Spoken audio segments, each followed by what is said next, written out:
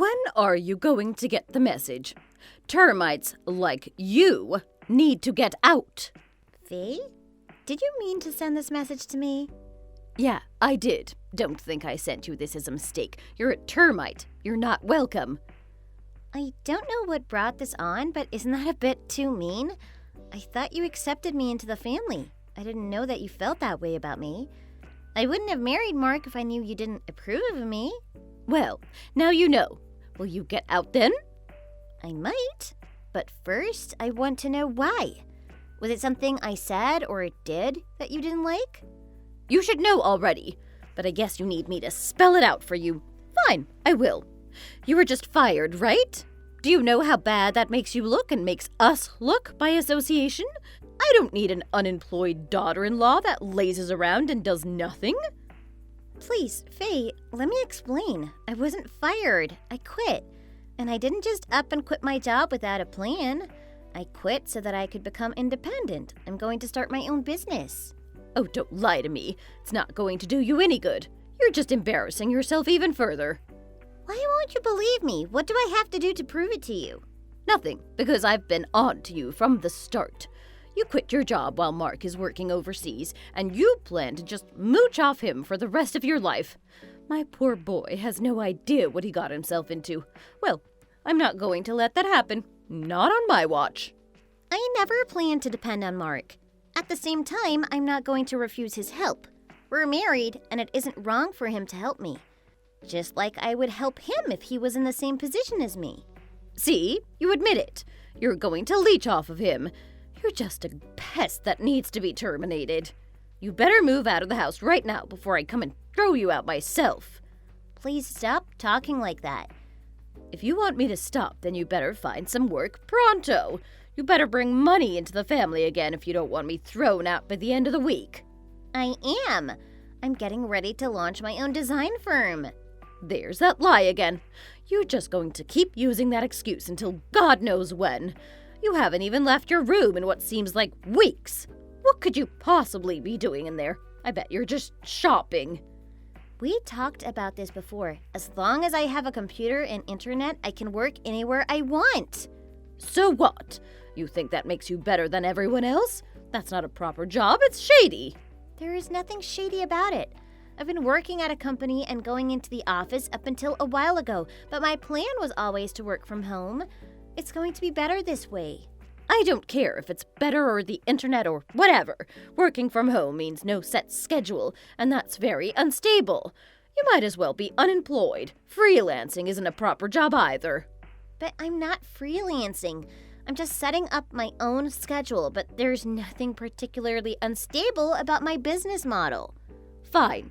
I'll accept this work from home travesty on one condition. I want a grandchild. You need to have a baby and fulfill your duty to this family. Only then will it make sense for you to work from home. A child is in the plan, but it's about timing. It just isn't a good time right now for me to have a baby. You have an excuse for everything, don't you? You're just talking back at this point. My poor son is too gentle and kind. He got tricked by a witch like you.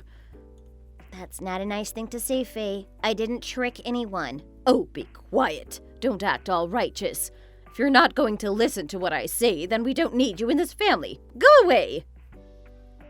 My name is Shelley Fisher. I'm 33 years old. I've been married to my husband Mark for 3 years, but he currently works in Europe. I live with my mother-in-law and sister-in-law in the house that my husband grew up in. The three of us share the whole house. I've been doing my best to keep living together in peace, but due to my decision to quit working at my old design firm and start my own, that peace that I worked so hard to keep fell apart. Faye, my mother-in-law, does nothing but insult me and threaten to kick me out. I've taken as much as I can handle, and I'm starting to think that it would be better if I just moved out. But I can't. I promised my husband that I would stay at that house and take care of his mother until he returns home. Even though my sister-in-law Lisa lives with us, she doesn't take care of her own mother. Mark has been worried about his mother since his father died a year ago, so I have no choice but to stay in that house and endure the insults until my husband comes back. I try to let whatever Faye says to me to just slide off my back. However, I am close to my limit, and nothing could prepare me for what she did next.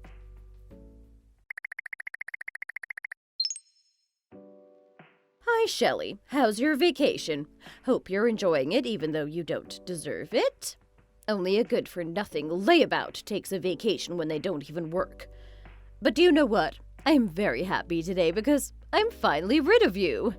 We've moved out of that house. We don't live there anymore, and neither do you. What are you talking about? My family isn't wealthy enough to house useless people like you. I don't want to get into that right now, but it wasn't me who asked to live with you. And you think that makes you better? Anyway, I'm just messaging you to let you know that your stuff was in the way of us moving out, so I took the liberty of throwing everything out the window. What? What did you throw out the window? You better tell me now. Everything that was in your room, including your computer, and all those papers that you scribbled and drew on. There were so many, and they were scattered all over the place. It took me forever to recycle it all. They were not scattered all over the place. They were all neatly placed in binders. Oh, were they? Well, they went all over the place when I started to throw your things out. Those papers are extremely important for my work. Why did you throw them out without telling me? Wait, I locked my room. I made sure of that before I left. I'm the only one with the key. How did you get in? Oh, that flimsy thing broke with one kick. It was almost as useless as you. What the hell? It was a proper lock. Are you a gorilla? What did you just say to me? There is something really wrong with you. A normal 60-year-old woman could not kick down a locked door. It's not my fault it was so flimsy. Maybe if you had a proper job, you could have afforded a stronger lock. Oh, I think I hear thunder. It's starting to rain, and quite hard, too. Are you kidding me? Your computer is going to be completely soaked. I suggest you hurry back and save your computer before that happens. Oh, wait, you can't. You're with Mark right now in Belgium. Isn't that just too bad? Save your acting for someone else. It's embarrassing. You're embarrassing. You're an embarrassment to this family. People laugh when they hear that my daughter-in-law locks herself in her room and draws on her computer. Drawing is not just a hobby, it's part of my work too. Do you have any idea what you've done? You keep saying that it's for work, but no one believes you.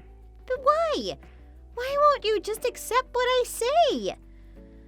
Anyway, there's no time for that now, please. You need to get my computer out of the rain before it's too late. Do you think I'm going to listen to a little parasite like you?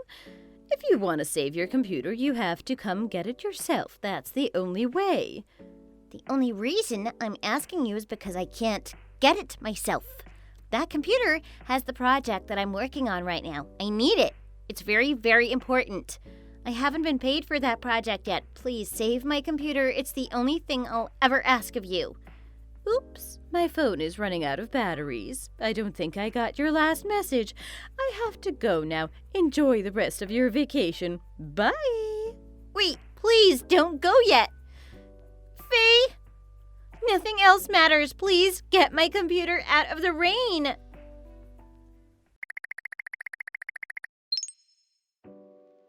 The new house is so great. It's so big and free of parasites. It feels like I can finally breathe. That's good for you. Oh, that's a new response. Does it even matter anymore?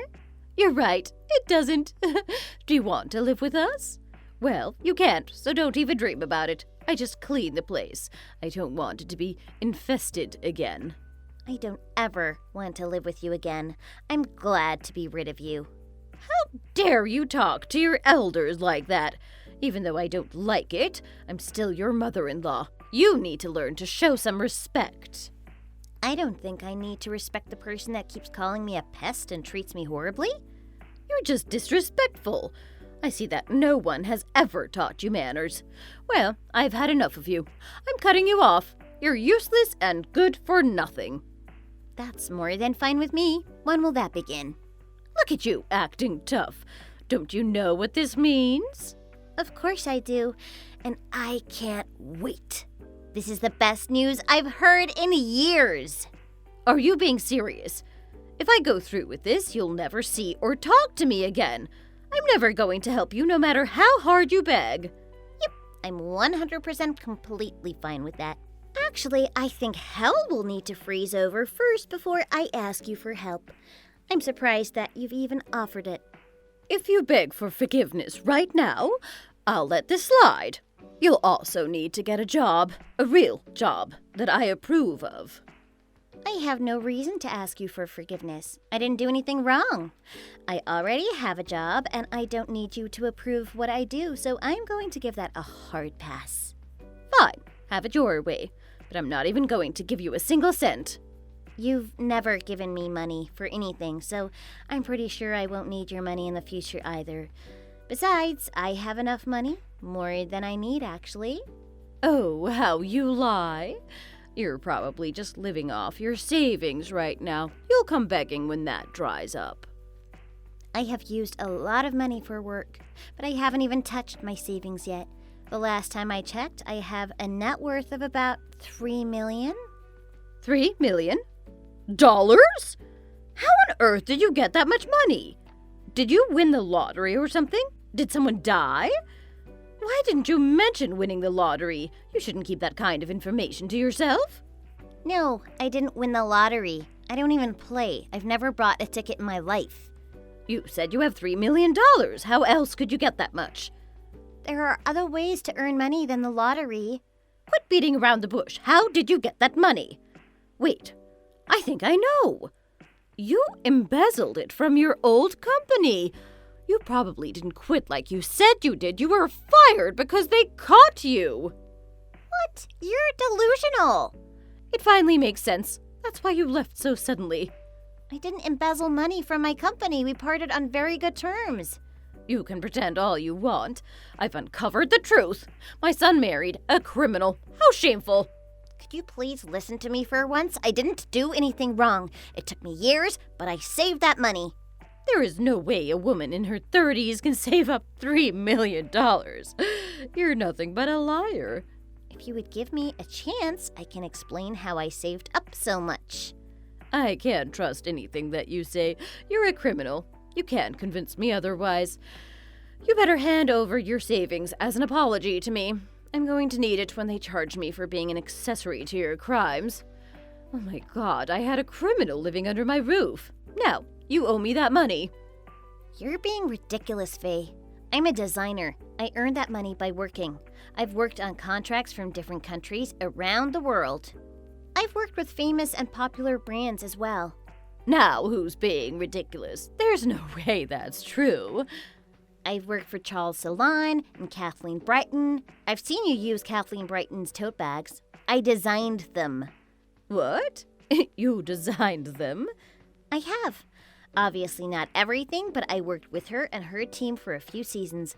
That's why I kept getting several packages from her that year.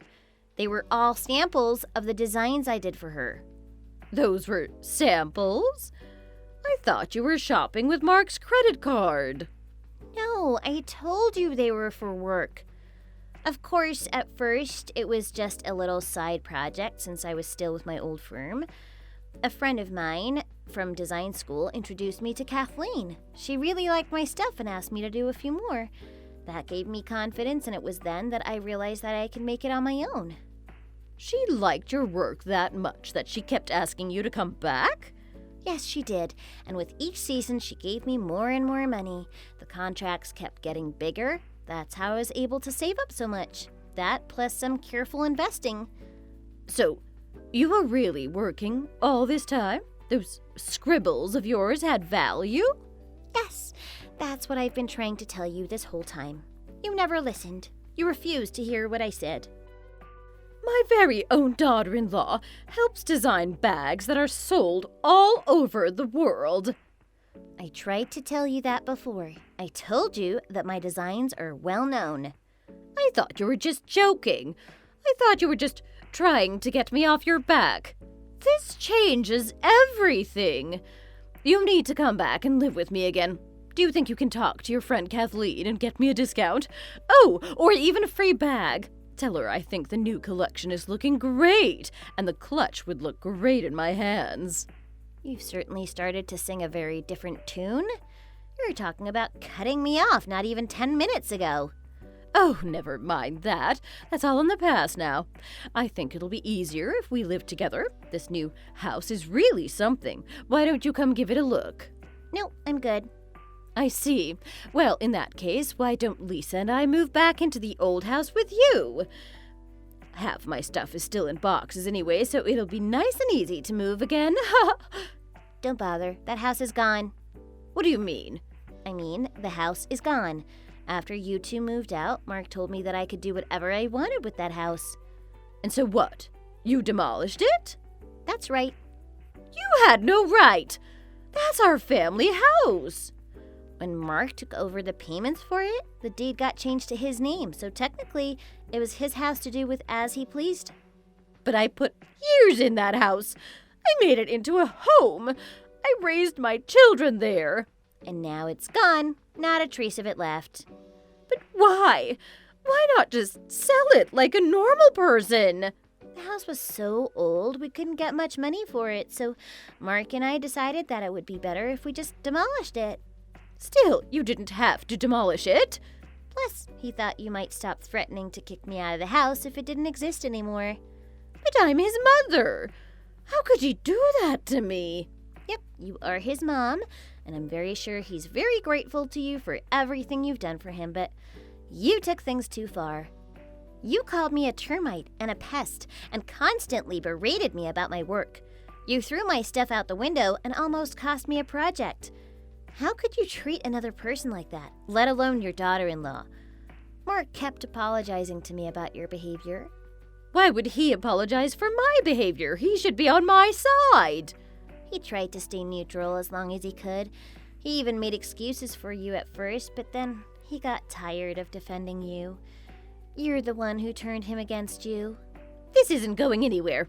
What about the house? Are you going to build a new one? If you do that, we can put everything behind us and live together as one big happy family again.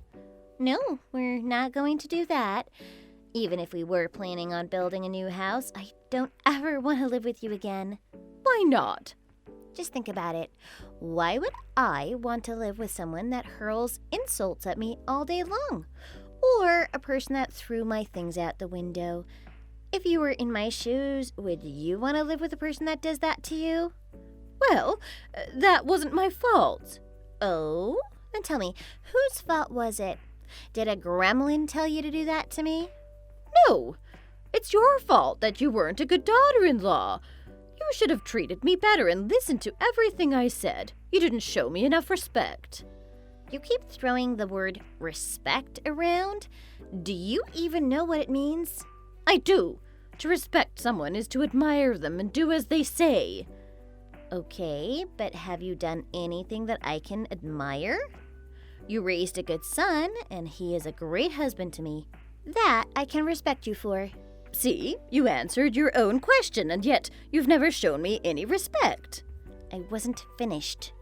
That I can respect you for, but nothing else. Overall, you've been a net negative on my life. You threw away documents that were important for my work. You broke into my room. Is that behavior worthy to be admired and revered? Unless you think that's how you show someone respect, should I break into your room and destroy your property as well? Would you like me to do that? I would like to see you try. You don't even know where I live. Of course I do. Your house is at the corner of Cedar Road and Bay Avenue, the one with the green roof. What? How do you know that? I saw the rental agreement. You went through my papers? How dare you go through my things? I didn't go through your papers. You left the contract on the coffee table in the living room. It was left in plain sight, almost like you wanted me to see it. Well, I certainly didn't want you to see it. Well, that's your fault. Anyway, I'm on my way over there. No, you can't come here. All my prized possessions are here. I won't let you near any of it. You have another thing coming if you think I'll let you near my records. I should have said that. Oh, you're a fan of Elvis, are you? Of course I am. Who isn't? He's the king for crying out loud. Good to know. If I want to throw something of yours away, I should go after those records. No, you can't. I bought them when I was a teen. Please, I won't do anything to you anymore. Please don't come here. What should I do? I'll do anything to protect my Elvis collection. Fine. Then you have to promise me 2 things. If you break either promise, I'm going to go after your collection. Fine. What are they? Number 1, you need to pay me for the computer you damaged and the lost wages because of it. The total cost is $30,000. 30,000? That's too many zeros. There's got to be a mistake. Don't you mean 3,000? No, I mean 30. I'll send you an invoice that breaks everything down later. I lost a lot thanks to you, and you're going to pay me back every penny of it. But I don't have that kind of money. I don't care if you do or not. You're going to find a way to pay me back. That's only number 1.